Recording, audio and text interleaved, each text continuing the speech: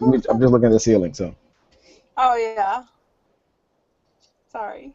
You're not painting your nails again, are you, Johanna? We're live now.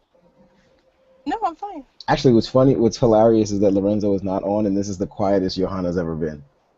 Like, it's the quietest she's ever been on Johanna's side. Like, there's no Let's keep it rustling this of way. papers.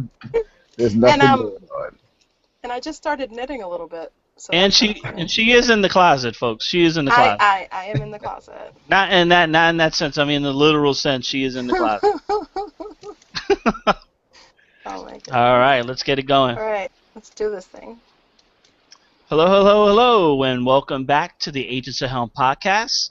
This is our weekly update, Monday, August 25th, 2014. All right, let me introduce my fellow agents. We have Johanna. Good evening. Good evening. Oh. And Malik. Yo, what's going on? All right, so Malik, we're going to stay with you because we want to hear all the most recent box office news. So let's break it down for us. All right, thanks a lot. Well, actually, we didn't introduce you. That was Joe. Well, I'm Joe. And as you guys can probably tell, Lorenzo is not able to join us today. So just as our fans, send a quick shout out to him if you can. So we'll do our best. So we're gonna start from the top. Number one, Guardians of the Galaxy has reclaimed its top spot. Number two, the movie that it was in first place as of last week, Teenage Mutant Ninja Turtles, is now dropped to number two with just under 17 million, and Guardians was just over 17 million. If I Stay, starring Chloe Grace Moretz, I believe that's her name, Yes. from Kick-Ass fame, in a rather touching film about, I believe, a young girl in a coma, and she has an out-of-body experience, and I guess sees the world from the perspective of the people around her. That's all I know. That's a lot. That's way more than what I knew. I can't help you with that one. Sorry. Okay, all right. Well, it looks very notebookish. I'm not sure if I want to see it, but I'm sure that at some point in time it'll be playing in my home. So whatever. At number 4, we have Let's Be Cops. This is the comedy starring the two gentlemen from New Girl, Damon Wayans, and I can never remember that other gentleman, the other guy's name, but he's very funny. I absolutely like him in everything he's done. Nick from the New Girl. Just call him Nick, that. there you go, Nick. These two, I mean, actually, just it seems like everybody from that show is like, there's like this new wave of comedy, and they are leading it. Like Adam Sandler and those guys are kind of out. They're older. They've been around for a long time, and now these guys are the ones in front of the comedy spectrum. So we'll see if we'll have more from them. Although Joe's favorite comedian Kevin Hart leads the fray. At number 5, we have When the Game Stands Tall. This is a new release, just released over the weekend. Easy to come if you've seen Coach Carter, if you've seen, Remember the Titans, if you've seen basically all of those movies similar to that. White coach, bunch of black kids, they win a whole bunch of games playing sport X, whatever you want to call it, football, basketball, baseball, that's pretty much how it goes down. This time it's Jesus, a.k.a. Jim Caviezel, is the coach, and the story is about, it's a true story, it's based on a true story about the De La Salle High School football team of Concord, California, and they set a streak, rather impressive streak of 151 games from 1992 to 2003, winning. So obviously that spanned a whole bunch of years and a whole bunch of different players, and this is about that. And so if you want to go watch an inspiring movie about young black guys finding their way and Jesus leading them, go ahead, go see When the Game Stands Tall. That's the one about where everyone's crying because they lost a football game? Like. Yep, pretty much. Okay, yeah. Is this where he parts the line, the offensive line, and the running back goes through, or something like that? turns water into Gatorade, something like that.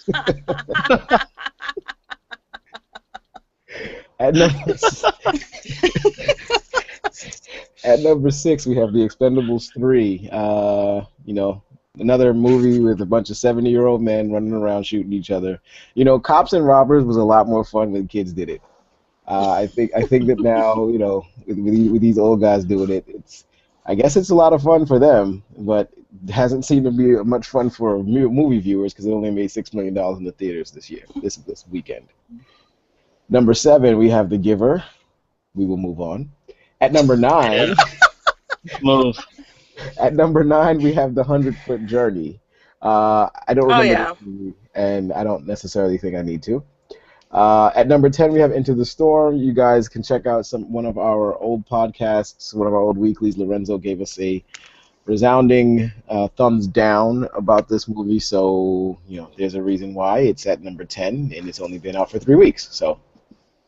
And you guys can probably tell I skipped to number 8, and that's because I wanted that to kind of be our quick run-through topic.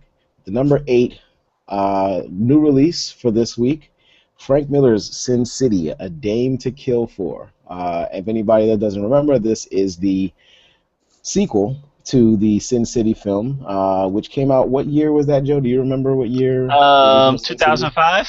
Okay, 2005. So this is 9 years later. We're now releasing the sequel, which I don't think anybody was really waiting for. I don't think anybody was really nobody. It's kind of like that sequel that kind of just dropped on you. You were like, oh, part 2 of this came out, really? It probably could have went straight to DVD and nobody would have cared. But clearly, some people went to go see it. It grossed $6 million. A very womp reaction to it. The reviews haven't been great. It's pretty much it's pretty much not gonna make any. It's not gonna. I don't know if it's gonna make its budget because I don't know what the budget is. But maybe it'll be some fun for people that still read read black and white comics. I don't know. I actually do want to see this. I do want to see it. I'm a little disappointed that it got that it did so poorly this weekend. I mean, it didn't even have the benefit of being leaked early as an excuse like the Expendables 3 did. I mean, this is just a catastrophic opening weekend for Sin City. I'm sure they expected more than $6 million. I mean, with some of the people that have in here, I mean, Jessica Alba, Rosario Dawson, usually that's enough for me to go to the theater. Josh Brolin, Joseph Gordon-Levitt, Mickey Rourke, Bruce Willis. I mean, it even has President Palmer in it. Dennis Yasbert, whatever his name is, from 24, and nobody's going. It's probably why they didn't release the information yet about how much it cost to make this movie, because they probably just made back Bruce Willis's budget alone in that first weekend. Like they were like, all right, we got $6 million. Now we need to find out how we're gonna make the rest of the money to pay the rest of these damn actors that we had in this movie. Johanna, did you ever see the original Sin City? I haven't. It's actually been on my to-watch list for a really long time. About 9 years? Yes, about 9 years. Do we need to get into this again? Look, we'll have a little conversation later about movies you guys haven't seen that I have seen, okay? Absolutely. But you guys are not making me want to watch the sequel, but I'm interested to hear whether this is a film that I should skyrocket to the top of my to-watch list after Arnold, of course. Well, to be perfectly honest, the first Sin City is good. I really enjoyed the first Sin City. I was not a fan of the comics when I first read it. When I first heard about it. Went to see the movie sight unseen, had just seen a couple of trailers, knew the people who were in it, and I had a really good time watching the movie, and it really, correct me if I'm wrong, Joe, it really relaunched the career of Mickey Rourke, because of the character that he plays in the first movie. Yeah. Like at the time, Mickey Rourke was probably, I mean, he was known obviously because of things he had done back in the 80s, but I think that his name was kind of starting to fade off into oblivion. And when he kind of comes back and he's, what was his name, Frank or something like that? Marv. he comes back as Marv in the Sin City movie. It kind of reinvigorated, the interest in him as an actor, and then you started seeing him in a lot of things after that. So he did The Wrestler after Sin City? Yes. Because I saw The Wrestler. You guys. No way. Seriously? Yes. Okay. Well, The Wrestler. I believe you now. I mean, The Wrestler might be his actual, like, by then he had already started coming back, right? So he had already kind of been in a bunch of other things. Sin City was probably the one where he started really showing, that he was still around, and people started being like, wait, who the hell was that? And it was Mickey Rourke, and then it just slowly but surely he started showing up in more stuff. So I mean, just like Joe said, I was actually interested in seeing this movie.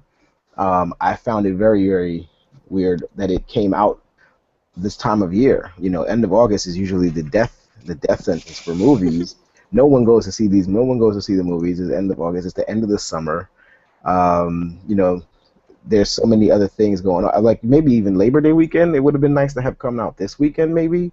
But just the fact that it came out on such a dull weekend, a dead weekend for movies, is just kind of crazy to me. Well, I think that's kind of the point. I mean, they weren't expecting any competition, and still 6.3 million. I mean, but competition or no competition, if it's good, you know what I mean? Like, people, look, the bottom line is people went to see Guardians of the Galaxy like the third time. Exactly. Rather than going to see Sin City once. Yeah, I mean, it's a big problem for them. And what you call it, Guardians of the Galaxy is kind of like the new. I mean, everybody wants to see it now. So when they go to the theater, like, okay, if I can get in to see Guardians, I'm going to see that, and I'll see everything else later, and then they never really do. So, yeah, it's a bad time for anybody else, for any other movie coming out in August after Guardians of the Galaxy. Bad. Yeah. I'm starting to think with our current popularity starting to gain notoriety over the airwaves, I think we could do a movie that could make $6 million first week. Yeah. Oh yeah. It's completely possible. Especially we let Lorenzo write it. Just kind of go. I think we could do that. Yeah. They need to give. We can do it. They don't need to give all that money. Seriously. So that's it. That's the top. That's our top 10. Wait. Hold on. The man, the myth, the legend is here. Holy crap. Oh, Lorenzo. Oh my Comes God. in like a stalker in the night. Live from San Antonio. Himself.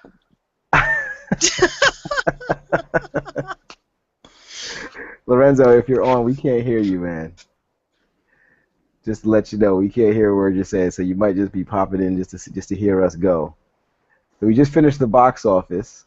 We did the top 10. We talked a little Sin City, and now we are getting ready to jump to the topic, kind of the topic of discussion for Thursday, but kind of feeds into what we've got going on, what's been recently going on. So Thursday we have Joe's episode, right?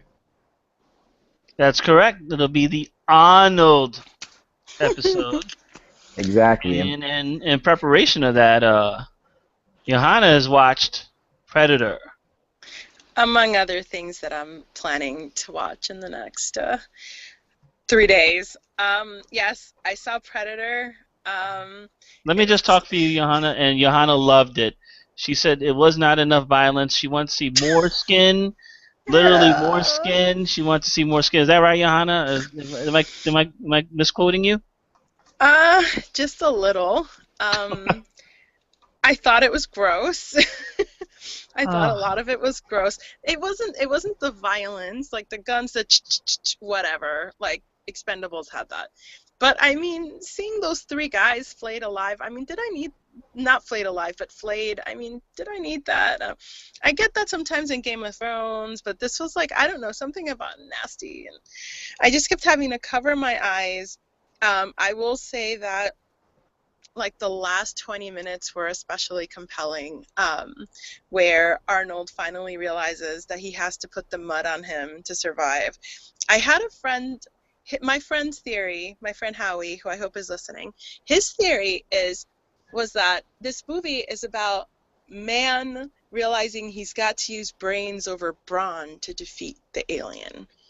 And I can kind of see that because he realized that he had to use his brain, so he used the mud and everything. And then, I mean, like, when he finally meets the Predator face to face, it's amazing. And the guy and the creature takes off his mask, and it's this disgusting thing. And I forget what he says as he's dying. I don't know. Something like that. No, he starts laughing like Billy. He repeats whatever Arnold says. Oh, Billy's death, by the way. Billy's death was most excellent. That's how I would want to go out if I was not a wuss. So, yeah, the last battle with the Predator, I mean, kind of made the rest of it worth it. But I do have to say that every time I saw something disgusting, it made me think of another girly movie for you guys to watch at some point in time. I think at the worst instance, I decided that you guys should watch the BBC miniseries of Pride and Prejudice. All right, Malik, moving on. Going to the next topic.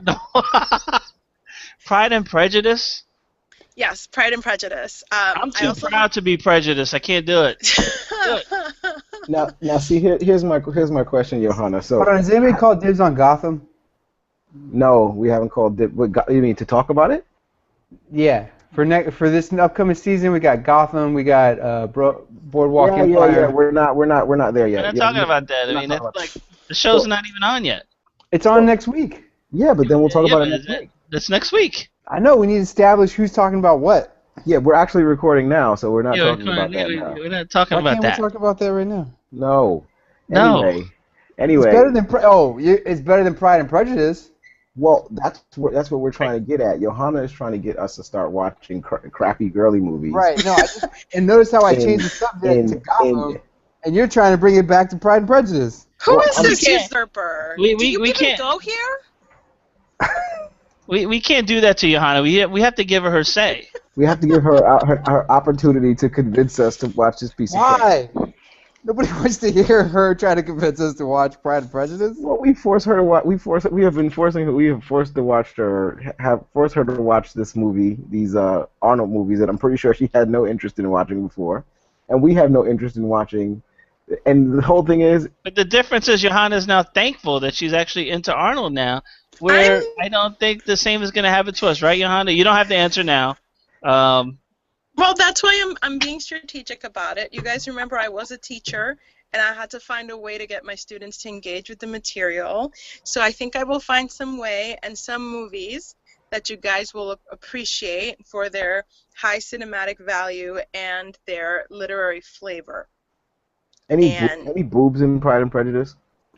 I mean, they're heaving. There's lots of heaving bosoms. Nipples. He's talking about nipples. I mean full-on boob. I don't mean like heaving boobs within a corset. No, he's talking about nipples. Are they making the beast with two backs at all? What's going on there? No, No, go ahead. It's a comedy of manners, you guys. So there's Comedy no manners. real. Oh, you just sold the shit out of that one, Johanna. Comedy of manners. Believe me, I can find boob movies for you guys. Okay.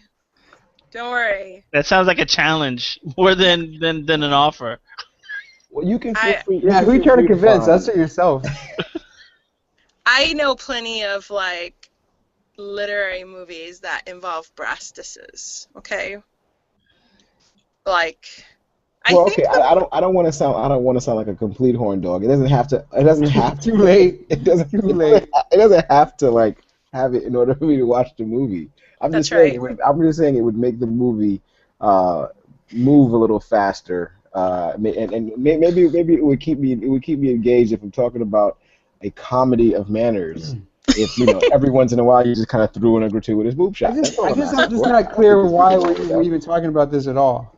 Because Joe fears that Johanna may one day decide that she's going to do the Pride and Prejudice episode. And because she'll be the moderator, we will have no choice but to watch it. So we're trying to prepare ourselves for such horrible... I think we should do that off air. Well, we were talking about Predator. I'm not sure if you missed the part where I had to watch all this gross stuff. And every time I saw another gross thing, I thought of another movie to make you guys watch. So that's where it kind of which is stemmed. where And we that's are that's now. where we were, and then you You popped usurped. popped in. Yeah. Right. Okay. So let's move on.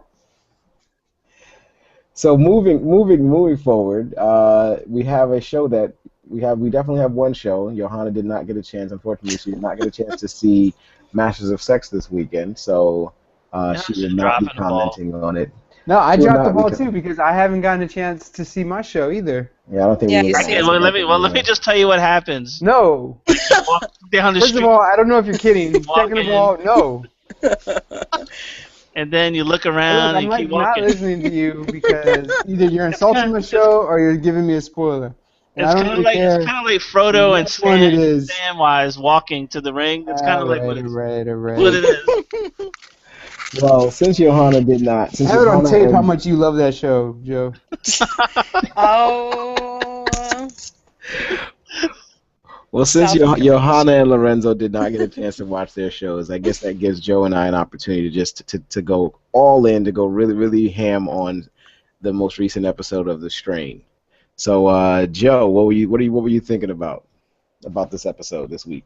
All right, just like right from the beginning, you know, you gotta wonder sometimes about when they give these people, the actors, the script, and I'm like, you know, would I really react like this in this situation? So, Malik and I were talking about this earlier, where in the beginning of the episode, the father of the, I forget, what's the woman's name, Malik? Do you remember her name? Or Which one are you talking about? the lawyer that's suing the airline.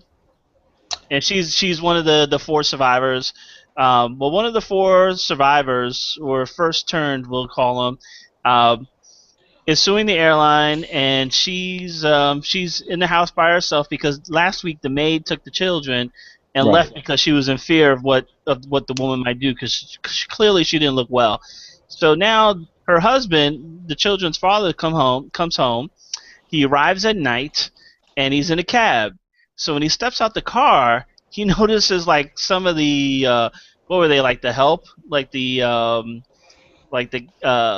guy who manicures the lawn, and somebody else. The Mexican, they were just say it. They weren't Mexican though. They weren't Mexican, or I would just say the Mexicans. But they weren't Salvadorians. Mexican. No, they were not Italians. Latino at all. They were white. That's Anyway. okay. Right there, you just blew the realism out of the water. So again, I'm guessing. I don't know what they were, but they were wearing uniforms, if I remember correctly. Anyway, the husband gets out the cab, and these two guys who have been turned into vampires start chasing him. So he's running back to the cab. He tells the cabbie, "Get back in the cab." They jump in the cab, and then the tongue shoots out, trying to get the husband. He's like, "What the hell is this?" And then the cab driver is like staying. He's like telling the cab driver, "Move, move, move! Step on it." He's like, "What's going on? What's going on? What's happening?" And then a vampire attacks the cab driver, or at least attempts to. The tongue hits the windshield or the window, and the cabbie, instead of instinctively turning on the cab and leaving as fast as he could, what does he do? He gets out of the car and shoots one of the vampires. Shoots him in the head. And then the second vampire just comes and eats him. I'm like, dude, if you see somebody with an 8-foot tongue come out of their mouth and hit your window, dude, the last thing I'm doing is getting out of the car. You know, I was a cab driver for a time, Joe, in college, and anytime there was any kind of weirdness, I just floored it. Exactly. See, if they were thinking, this guy was thinking like Lorenzo, He would be alive. or like anybody else, they would He have would have left. graduated from college. Now, But see, no. this kind of sounds like more like the guy trying to be a hero. You know what I mean? Like there's a lot. I think he was trying to be a hero. There's definitely a lot of situations where that kind of happens. In real stories where that actually happens. Where Can I people tell you probably a should have story? just walked away from a situation and they didn't, and then they got themselves in trouble because of it, or they got killed because of it. Yeah, but they know these people didn't have an 8-foot tongue that comes out of their mouth. Hey, look, I'm not saying I would have done it. I'm just Joe, I'm just let me. saying that's Joe, how can I it tell you a sounds story? like. Only if it pertains to this. Yeah, does it pertain to the strain? In a Is it- roundabout way, yes. No. No, it doesn't. It's about your days as a cab driver. I'm sure. So I pull up to the Oh pool my hall, God! This Oh starts. God. and I'm waiting for the guy to come out. Right, there's supposed to be meeting me there. I see a guy walk out of the pool hall and go to his car, and like I'm just watching. I'm not like looking at him direct. I'm looking out of like the rear view mirror, and I see him open up the trunk. I see what appears to be the handle of a shotgun. I see him reach in, and then you know what I saw? What? I saw the highway because I floored it and got the hell out of there. It's a What were you? great story. Thank you for Wow. sharing. What were Riveting. you there for anyway? You were just sitting there watching the world go by. No, I was waiting for this guy to come out. So I was about to get out of the car to go inside to go look for this guy. I was driving a cab, and so like the guy was supposed to be there. I was waiting outside. He hadn't come out yet, and so I was going to go inside to go see if I could find somebody that was waiting for me to pick him up. And as I was like pulling up, as I stopped, as I was starting to get out of the car, that was when this guy was walking past, going into his trunk. And so like I'm opening my door to get out of my car, and I'm kind of still looking at this guy just to see what he's getting out of his trunk, and I saw like a pistol, grip, like a shotgun grip, like a handle, and I saw him reach in. I closed my door, I put it in reverse, and I drove away. That's the end of that story. So Wow. needless to say, Riveting. if you were the cabbie in this episode of The Strain, you would have. Yeah, I would be alive. That's You'd be needless to say. alive I would today. Right. I would 'cause be alive. Well, needless to say, that cabbie's dead. The actor's out of a job. And then the father goes into the house looking for his wife. So he gets into the house and he's like, he's calling his wife's name. And then she shows up looking grotesque. And then, of course, he just stands there. And then next thing you know, the 8-foot tongue is out and she kills him. Right. And then the story goes on. Malik, you want to pick it up from there? So well, it's interesting. So actually, that piece right there is very interesting. So after what has just happened with this cabbie and these vampires and so on and so forth, is going home the only thing that you want to do? Like you don't feel the need to call the police. Nobody calls the police in on this show.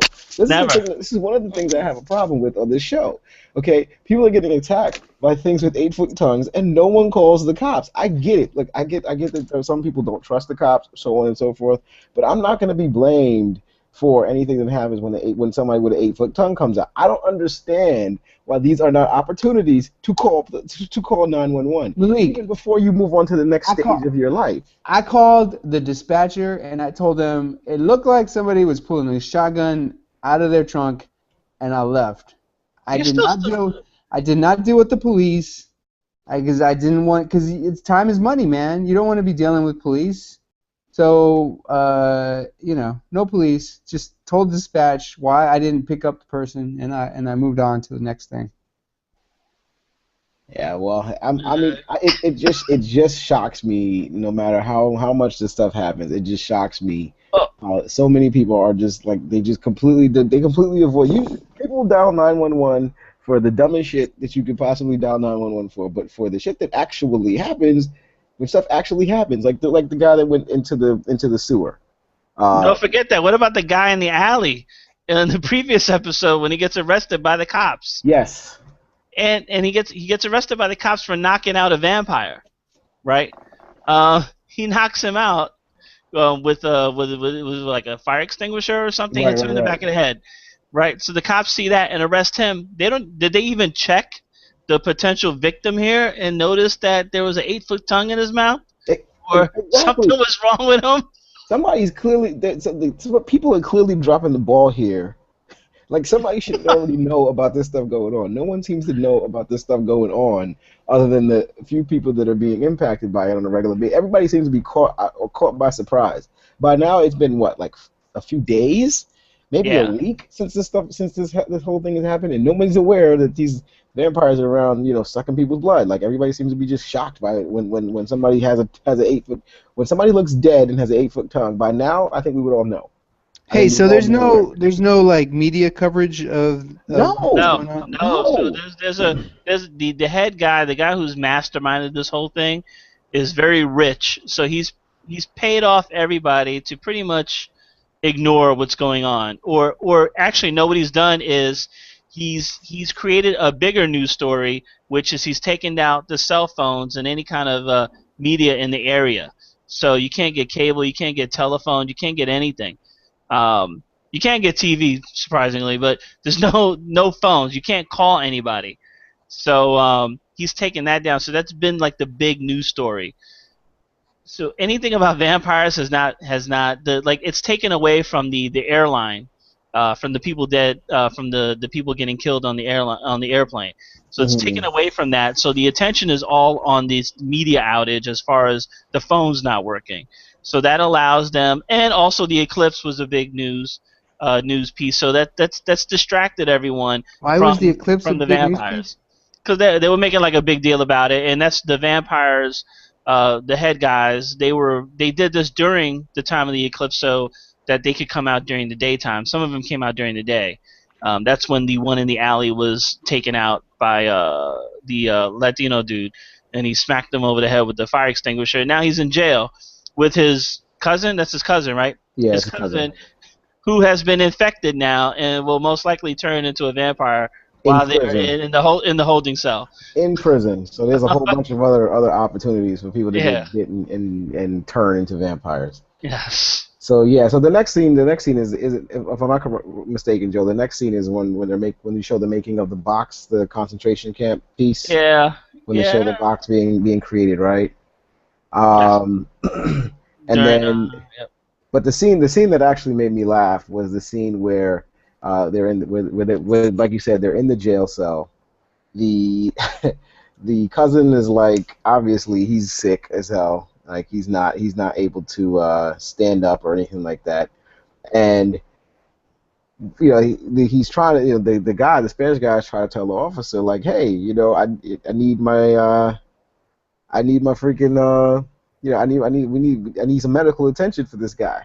And the cops, of course, the cops' response is like, get back or else you're going to be the one needing medical attention and all this stuff. Like, I'm like, dude, seriously, no one freaking realizes that this stuff is going on. Nobody has any clue. It's like, this big fat dude is getting ready to die.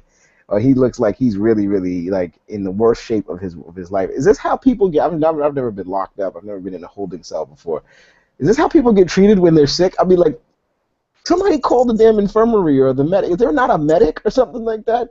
Get this guy. This guy's sick. He's like not in good shape. Why is this guy still in the prison cell with everybody else? I mean, that's why there are thousands of people protesting the prison industrial complex, I guess. Attica. I don't get it. I mean, look, everybody that's in the jail cell, if they've all committed crimes, I get that. But if there's a guy that's literally like, he's having trouble standing, he's like coughing up all over himself, he's clearly in some bad shape. Are you just gonna leave him there? Just leave him in the cell. Don't get him any help. Don't try to call the doctor. They got him help. The paramedics on his way was the answer. They're on their way. And when are they going to get here? When they get here was the answer. I mean, yeah, it was typical stuff. But, yeah. I was like, I hope, it made me laugh because I was like, I hope when he turns, he makes sure to get you. You lazy ass cop that could have at the very least quarantined this guy somewhere. I mean, the cop's definitely going to get it. Along with some of those prisoners in there. But it won't be his cousin, the guy who's got a semi-major role in it. He's not going to get it. Yeah. But some of those other prisoners are going to get it. Yeah, I mean, go ahead. I know what I'm saying. I love this show, but the people of authority are really they really bother me. They really bother me. Nobody's paying attention to anything that's going on.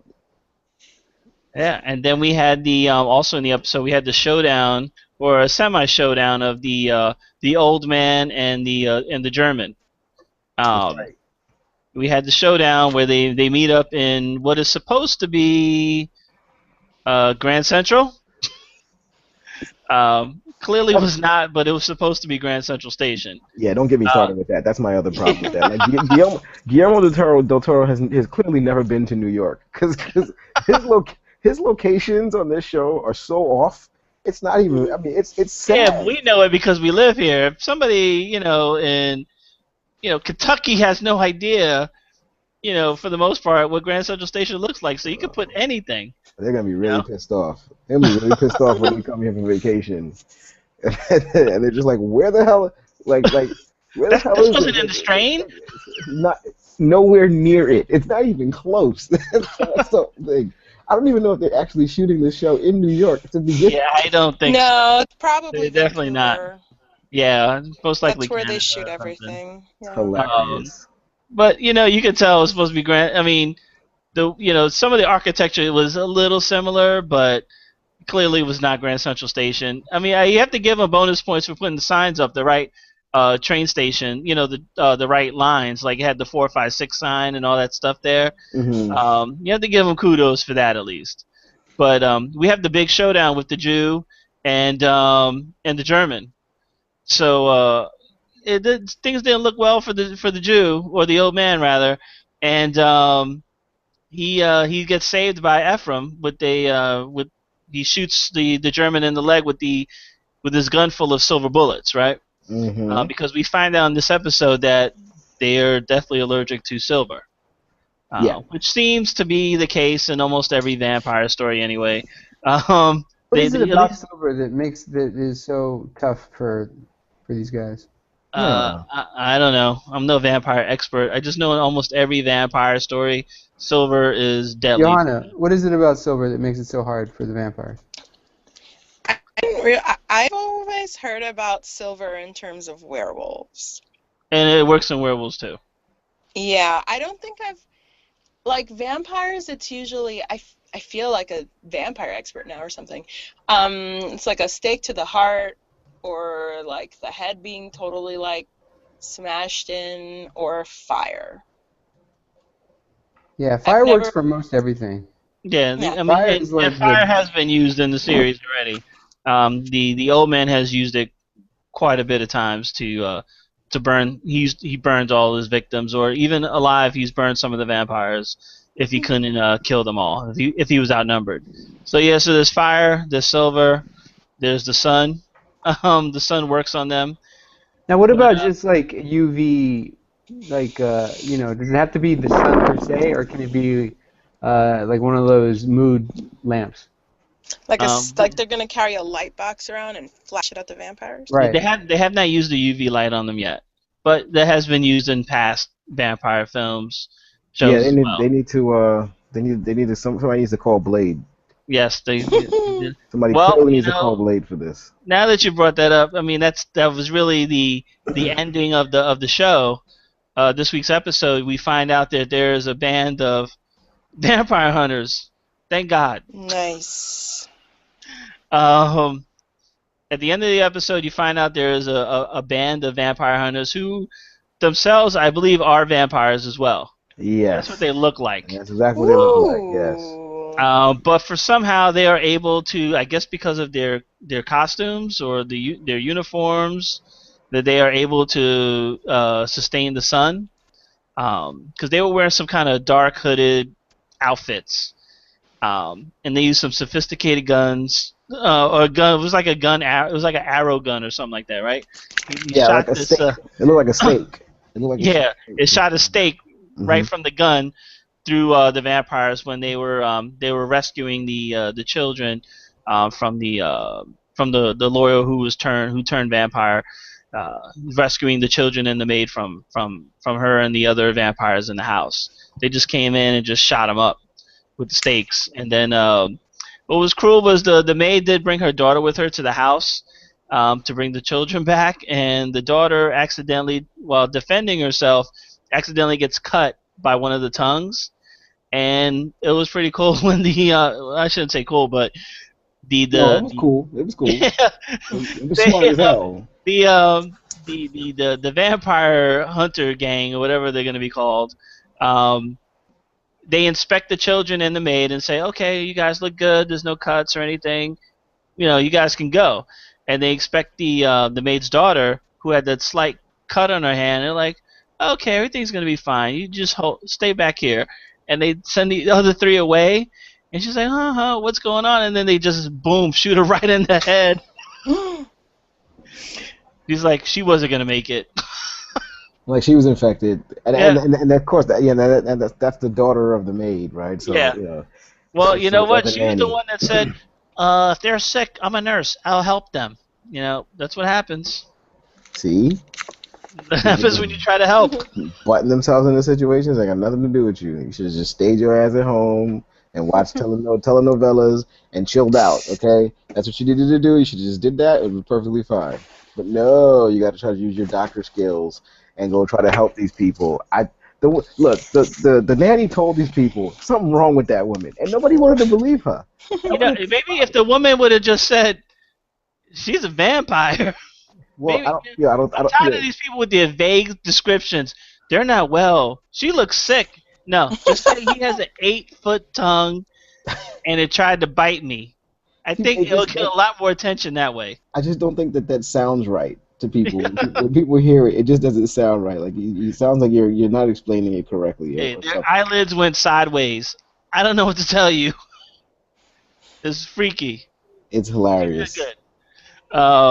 Yeah, I think there could be a lot better ways for them to describe how these people are. Not well isn't one of them. Well, what I is doing well is this show is doing very well. It's getting a lot of really good feedback, a lot of really good reviews. It's already been renewed for its second season, which is great. Dude, they really amped it up with the vampire hunters. I was like, holy crap! Thank God we Yeah, got and some vampire hunters. They continue to have those holy crap moments too. Johanna, you were gonna say something about it?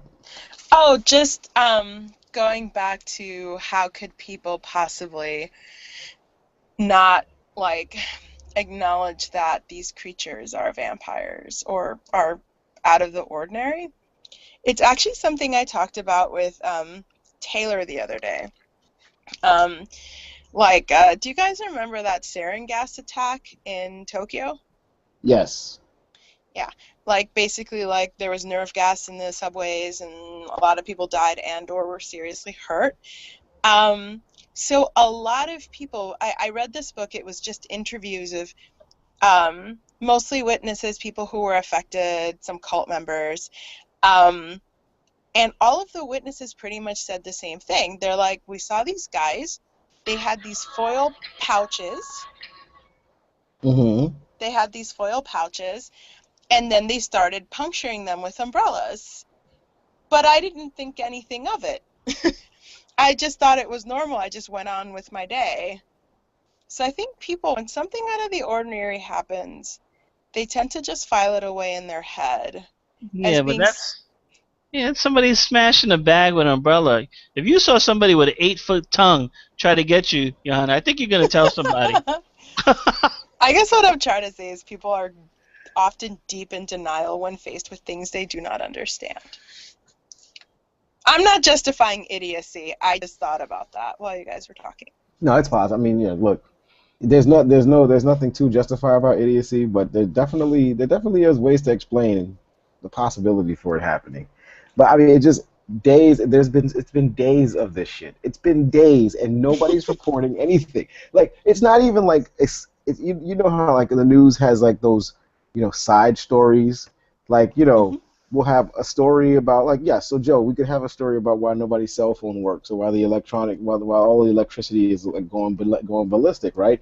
And then there could be that side story. Oh, by the way, somebody with an 8-foot tongue just tried to attack somebody outside of 42nd Street, and now we're gonna bring you back to our regularly scheduled programming or something. Just give me something. You're not gonna get it only because that guy owns the media. He's got people in his pocket everywhere that's gonna quell the story. It's not gonna happen. I just hope he's not around when the shit ever really hits the fan. I hope the news actually gives us that warning where they put the damn was that loud buzzing sound emergency across the screen or broadcast. something. Give me something. Yeah, I'm just mad that Roger Cross is playing the manservant. I just don't. You know who I'm talking about, Malik? I don't know who Roger Cross is. The guy who's playing the manservant to the rich guy. The guy who, like, when the rich Oh, guy. oh, oh, oh, oh, the black guy from 24. Yeah. Yes. Okay, there you go. Roger Cross. He's also an Arrow as well, or was an Arrow. And he's also on one of my favorite shows, Continuum. But anyway, yeah, I'm like, dude, I'm so used to seeing him in Continuum as like this badass, and I see him here, like, kind of the guy, the manservant. He's just like, I hope everything's going well, sir. Do you need me to do this, sir? And I'm like, oh God, give this guy a gun. Gotta make that money, man. Gotta make that money. I know. Yeah. He's usually the badass in everything he does. I guess it's a change of pace for him. But anyway, moving on. You guys haven't seen The Strain? Check it out. Definitely, it's very good. Absolutely, it's absolutely worth the investment of time. I'm completely on board if Johanna, you decide to stop watching Pride and Prejudice and decide to start watching The Strain on a regular basis. You can go ahead and don't feel bad because you're not missing. You're missing out. That's all I'm saying. I've watched the first 2 episodes and I really enjoyed them. It's just a matter of sitting down and I'm busy with my Masters of Sex, so I'll try to slip it in after this Arnold marathon I'm having. Yeah, Arnold marathon takes precedence. I know. I understand. I have a very clear sense of what the priorities are here. Oh, good.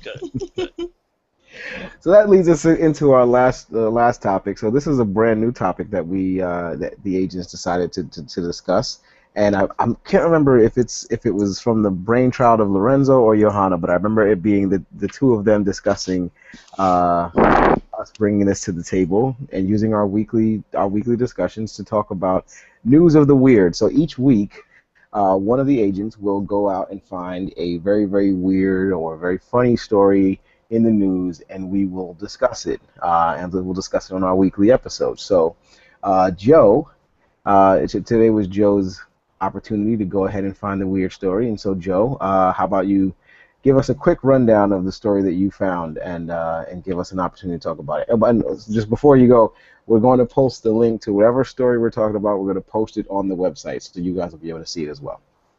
Joe, go right ahead. Okay, so now in the previous segment in Strain, we were talking about idiots and what stupid things people do, like the cab driver not driving away when the vampire attacked him. Well, we have a new type of idiot here, the kind of guy that's wanted by the police, but decides, it sounds like a good thing, take the ALS ice bucket challenge. He takes the challenge and he posts this video on Facebook. So naturally, the video goes around, and guess who sees it? The cops that are looking for him. They see the video, they see the house in the background with the address clearly there, so they just go to the house and pick this guy up. I mean, can you get any stupider than that? I mean, if you're wanted by the cops, why would you post a video on Facebook? That's clearly he's not trying to hide out. Just a dumb move all around. Dumb. I probably would not be thinking. I mean, what did he do that the cops were looking for him? Was he like America's Most Wanted type criminal, or was he just like out for warrants? Parole violation. He was arrested on a parole violation. I mean, I guess I didn't really realize that my parole officer is now checking my Facebook. I mean, it makes sense now that you say it. It makes perfect sense that they would be. And then on the other hand, I wouldn't be friends with my parole officer. I don't think it was friends. The video just got around. The article doesn't allude to and how. And that's the other thing is that you need to make sure that you know what your privacy settings are on what you're posting, because I think a lot of people don't realize that the stuff they're putting up now is going public when they think it's just going to their friends. Well, it didn't go public. Look. Obviously, so according to the story, it was a tipster that actually tipped off the police. Okay, well then those guys really aren't his friends then. Then he needs to be more selective with who his Facebook friends are. Because a person is your friend on Facebook doesn't really mean they're your friend, and because a true friend will hide you out and will not tell the police where you are. I think we're missing the root of the problem here, which is that someone who was like actively being sought for by the police, decided to post a video of himself in front of a house with the number clearly. I mean, am I the only paranoid person who, like, there are several things wrong with that picture to the point where I'm like, you know what, I'm good. I don't need to take this ice bucket challenge. I will get a proxy and they can do it somewhere else. Or he could have taken the ice bucket challenge and just blurred his face, like they do on TV when they people don't want to know who you are. Just blur your face. Disguise his voice. See, Yeah, I'm actually upset at his friend. I'm actually upset at his friend who sent him At the the damn tipster. challenge. No, not the tipster. Oh. The friend that sent him the challenge in the first place. You know your boy's got. If that's really your friend, okay. You know that your boy is out on some parole violation. You know that he's being looked for by the cops. It ain't no secret. You probably had this conversation with him in the past about how he's dealing with a parole situation. He's on the run.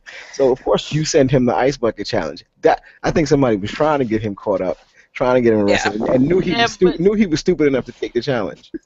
Well, he was stupid enough to take it. All he had to do was just make a donation. I hope he donated. I was about to say, I hope he donated before he got locked up again. You know he didn't. Yeah, chances are. Why did he have to donate? He didn't have to donate if he did the challenge. Maybe that's what it was. He just really didn't want to donate. He really wanted to go back to jail? No, he didn't want to donate. I know, but because he didn't donate, he's going back to jail. Right. No, he just didn't want to donate, and he didn't realize that his Facebook friends aren't really his friends. Then don't take the challenge. It's not like it's required. It's not like you're going to go to jail. Oh, wait, you might if you violated your parole. I don't think anybody's challenged me to this ACL thing. So what does it say about me? It's not ACL. That this guy. What does it say about me that this guy who is like a criminal that is out on parole has been challenged to do this and I haven't? Well, guess what? You know what? Malik's been challenged. So what I saw was Malik challenged. Oh, Malik's been challenged, and he went around and turned that into jumping into the East River to promote Agents of Helm. But now, Malik, what you can do, Malik, is you can do the ice bucket and challenge Lorenzo. Yeah, I think I will, Lorenzo. So you'll have the opportunity to be challenged if you want to be challenged. Look, I am not of the mindset of forcing anybody to throw ice water on themselves if they don't want to do it. They're a parole violator. I mean, I would hope that if I know that they're a parole violator, I'm definitely not going to challenge them to get on video. As a matter of fact, I'm not even going to say their name, okay? If I have somebody that I know is a parole violator. Because they may very well be as stupid as this guy to actually get on the video and do it like in front of their house or something like that, and then they'll get locked up and then I'll feel bad about it. So I don't want to be that bad guy. So I wouldn't do that. So I think this is this like has a lot of valuable lessons in it. One, don't tell people what your address is. Period. Two, if you're thinking that your Facebook friends are gonna like cover you under the snitches get stitches policy, then you might have another thing coming because apparently your Facebook friends are not always your real friends. So I'm a little nervous because let me see, I have like, Well, it also depends on how good the reward is too. Yeah, I wonder how much this person got. Money talks. That's true. That's quite an elaborate setup to like have your friend get caught by the police. If you know he's dumb enough to do it. It just says a tipster gave it away. It doesn't say they were I'll tell you one thing. Bugs. Malik, I saw what you posted on Facebook about how you're going to be reevaluating who your friends are on Facebook if they don't check out the latest podcast. I bet you this man is doing some serious Facebook soul searching right now, trying to decide whether or not all of his friends on Facebook are actually his friends. Well, that's if he has access to a PC, right? Yeah, he's in jail now. He's probably trying to figure out what kind of challenge he can come up with to pay his $40,000 bail. The toss your salad challenge. Oh no! Oh my god! But toss that salad challenge. That's a good have. He's gonna start a new craze. That toss salad challenge. Oh man. When the last time your salad got tossed? The one thing I hope he doesn't take up a new hobby in prison, like, oh, by the way, listen to the Agents of Helm podcast. What do you mean? I hope he does. What are you talking about? No, because Those are some dedicated followers. If we get the prison population, you got an audience locked in. Yeah, I'm sure they all got Captive iPhones. They all got iPhones, and iPads. They got it Captive all. audience. You I don't know. what? We're not turning anybody away. No. Everyone's welcome to listen. I think they need to accept have a everybody. device In the first. past, I don't care what you're doing right now. I don't care what you're plotting on doing. Go ahead, take a listen. You gonna hand out devices in prison, Lorenzo? We don't judge. We ain't judging. Anytime I man. think about getting my salad tossed, I just Oh my listen God. to hell. Listen to the Agents. I just listen to the Ages of Hell. Joe, don't you? I think you just gave Lorenzo his next Yes. idea for our next episode. And Please. I just want to say to the guy that's now back in jail or prison, our deepest sympathies. And we hope everything works out. We hope that that you. I know I've learned a lesson from you, and I hope that you in turn learn a lesson from yourself. Oh man, That was touching. that was a great way to send this off. Great. Yes. And that's it. So that's it, ladies and gentlemen. We are done for today's episode. We hope you enjoyed the weekly run. We did a little box office, talked about The Strain, talked about why Predator was better than Pride and Prejudice, and then and talked about and Lorenzo gave you guys a very nice ending on how to treat your friends. And you know what? To Jason Morris, keep your head up, man, and see if you can get that money so you can get out of jail and make some more Ice Bucket videos. And listen to our show. And listen to our show. Enjoy Yeah, our show. definitely. So without further ado, I am Malik. We are the Agents of Helm for Joe, Johanna, and Lorenzo. We will see you guys next time. Feel free to check us out on all of our social media sites: Facebook, agentsofhelm.com, Twitter, Pinterest, anywhere that there is a site that can be accessed. There is an Agents of Helm. We are everywhere. You can come and check us out wherever you get it. Sure, you listen to our last podcast. And listen to all of our podcasts, and especially our last one, which we have all agreed is very, very good and should get us all kinds of notoriety. Okay. So later, everybody, have a great night, and we will see you next time for the Arnold Show. I'll be back. Get down later. Get in the chopper. Peace out, man.